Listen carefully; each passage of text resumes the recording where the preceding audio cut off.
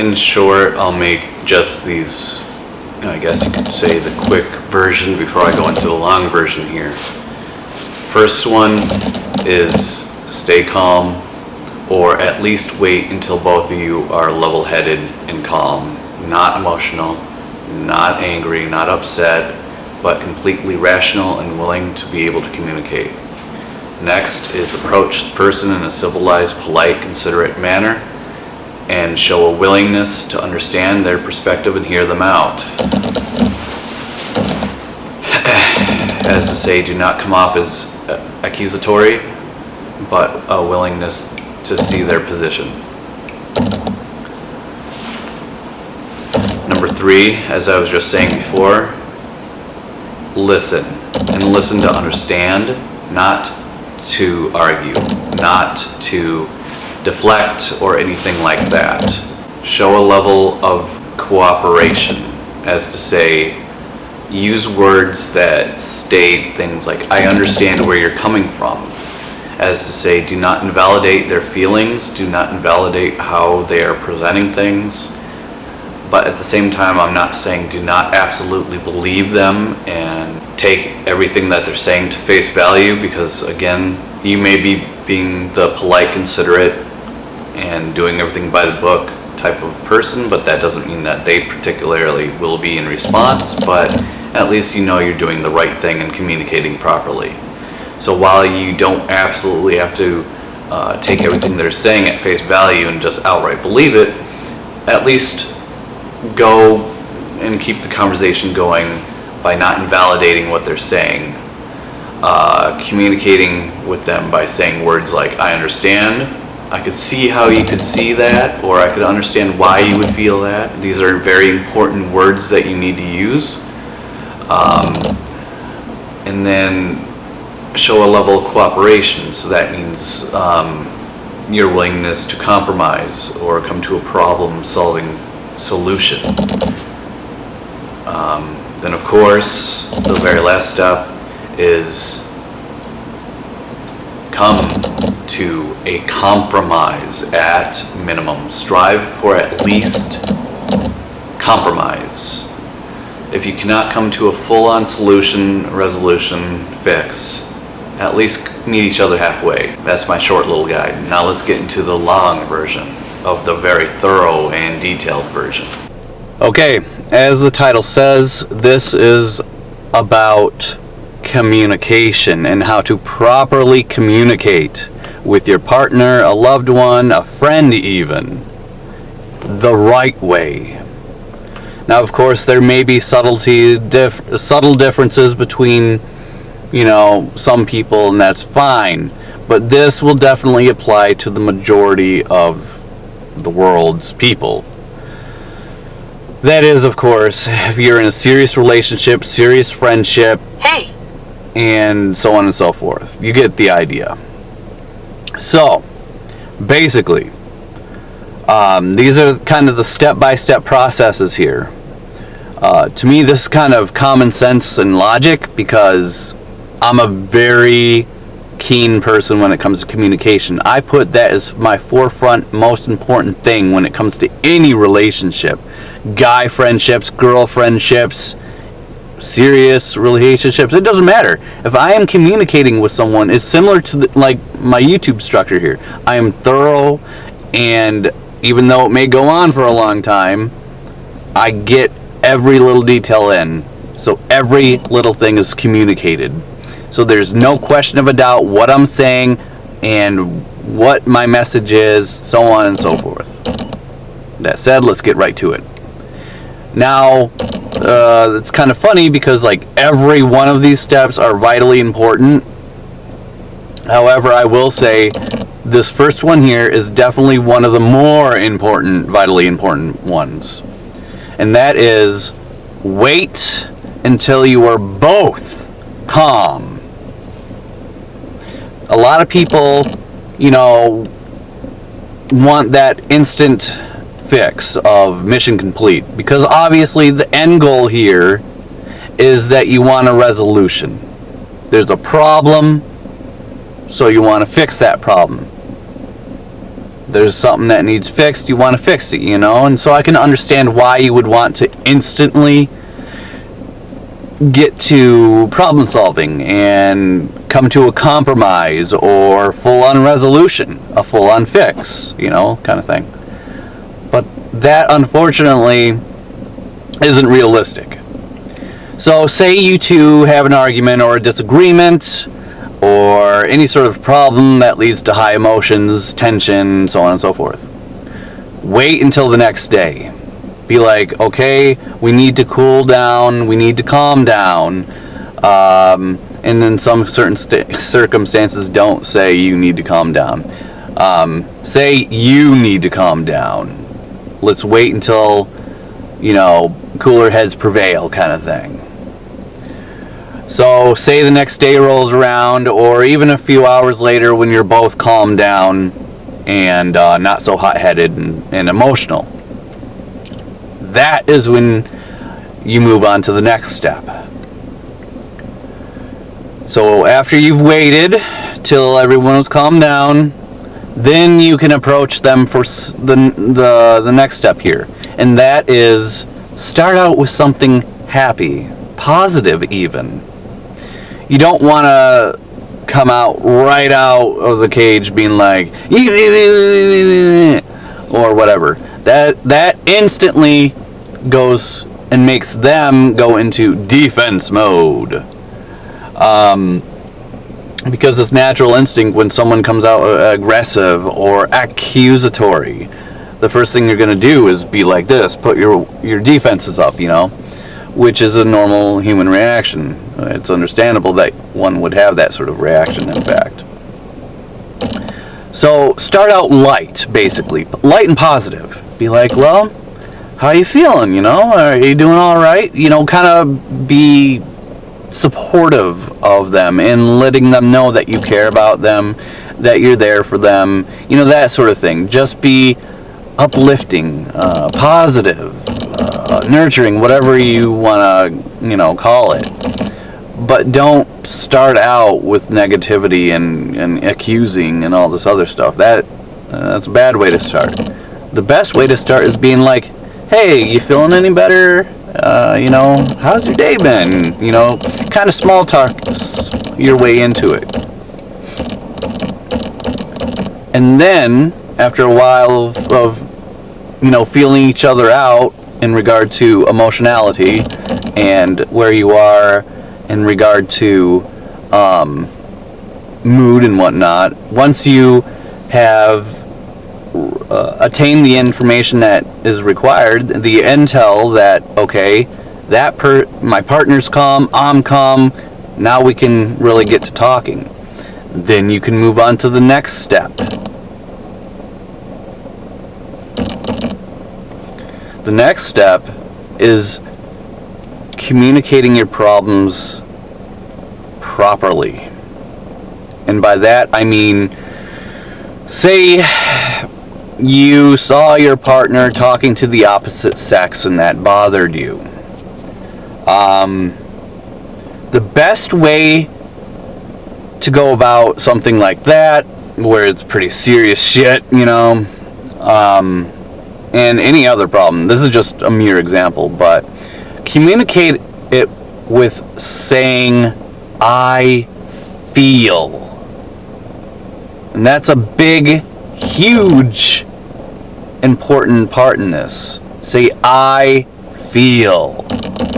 Because you're basically saying, this is how I feel. So you're putting it on yourself. You're not saying, you, and making them go into defense mode. When you start out with saying, I feel, you're making it about you. You're making it seem like you're not accusing them of anything, which obviously helps with them being more, willing to listen and more willing to have their walls down, so they're not so defensive and they're more willing to accept the information that's being given.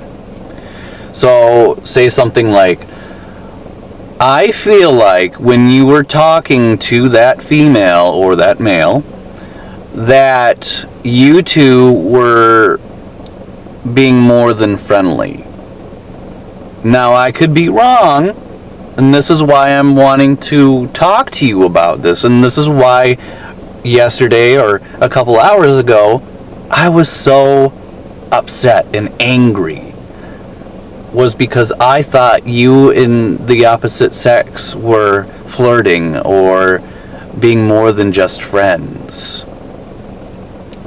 See, now let's compare that to, you were fucking cheating on me, you're a piece of shit, why were you cheating on me? There's a huge fucking difference. One's accusatory, the other is wanting to communicate how one feels about the situation that was going on. It's not about communicating that you felt like a victim either. This is not about, all about me and how I'm a victim, blah, blah, blah. No, it's literally just saying in a very polite, considerate manner your take on what the event was about. So in this case, it was about a guy talking to a female, and the female felt like they were flirting, So you start out with saying, I feel like the interaction that you were having with that female was flirting.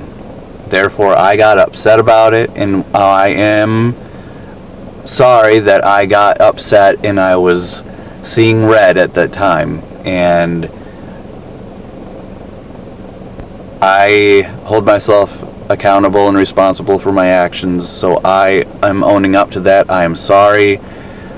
I should have waited. And then you continue out with saying how you feel, So then you ask, politely and not accusatory, in the way of saying, so were you and her flirting, or was it because you were drunk, or was I just misreading the situation? Could you give me some context on what that interaction was about? Then you listen to what he says, or she says, whatever. And then you can go from there. But the most important part of this, just like with everything else that's super vital and important, is do not get emotional. Do not become accurate. Do not start to accuse them of things blindly and with, a lot of rage. It's okay to be passionate. I'm passionate a lot too, but I also know when it's time to hold back.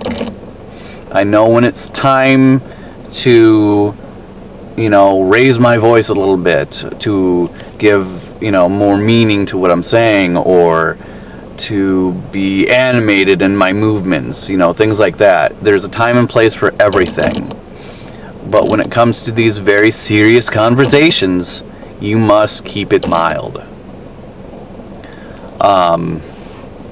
So it's kind of like having a professional business meeting. You don't want to be all, because no one's going to take it seriously, right? Well, it's kind of like the same application being put into place here. You can apply it just as much. But again, for the next step here is listen to them.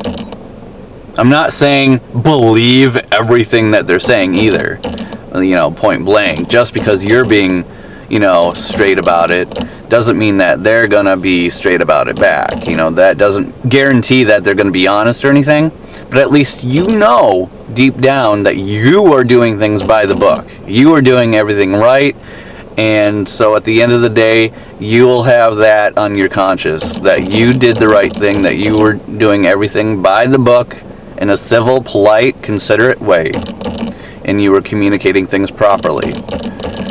So, it's just one of those things where you can say that you tried everything. You tried to communicate the problem, you tried to come to a resolution, you tried to even compromise, which leads to my next thing. So after discussion of the problem, obviously you want to get to that end goal, which is our next step. So a lot of people obviously want the ultimate, which is to come to an indefinite fix, a conclusion, closure, an ending, resolution. However, this is not always going to be the case, no matter how much you love each other, or like each other, or how long you've been friends or whatever. A lot of friendships and marriages and even boyfriend girlfriend type shit will have to cater around compromises, and this is a huge important word here. Compromise, meeting each other halfway. So a compromise may not be a indefinite fix, like the be all end all, but it's better than nothing. You're meeting each other 50-50. So it's one of those things where if you can find a way to meet each other halfway, at least to a reasonable amount, then great. That is considered of its own right a fix. It may not be the best, it may not be the most exciting thing that you were wanting, but at least you're meeting each other halfway. So for instance, maybe the talking to the opposite sex thing. For that situation, if a female felt threatened by me talking to other females, I would basically let her know that, hey, I'm going to be talking to this gal, kind of thing. Or if it's through messages or whatever, I will just be like, yo, this is what we talked about, and show her my phone. Be like, here you go, you can read it, that kind of thing. You can just read what we talked about. So while she isn't ultimately getting that end goal of me never talking to any other females, she's at least being informed on what's being talked about. So she has that rest of assurance, that peace of mind that, hey, they're only talking about martial arts, or they're only talking about this or that, and there was no signs of flirting or anything like that. So it may not be ultimately what she wants, but at the end of the day, she's still getting at least met halfway there, which is way better than her not being a part of it at all and just being completely, defensive and all that sort of thing. So I guess for that final step there, at the very minimum, try to come to a compromise.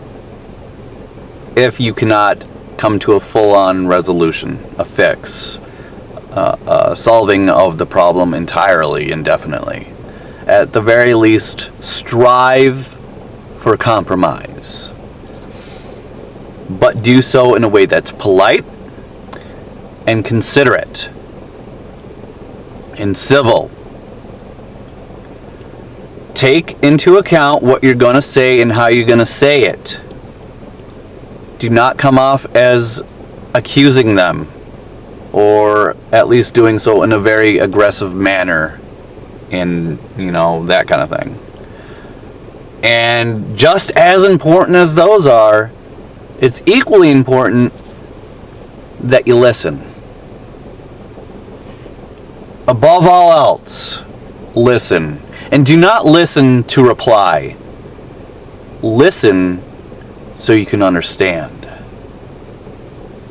If you try to understand their perspective, their position, what they're saying, their, overall perspective on things,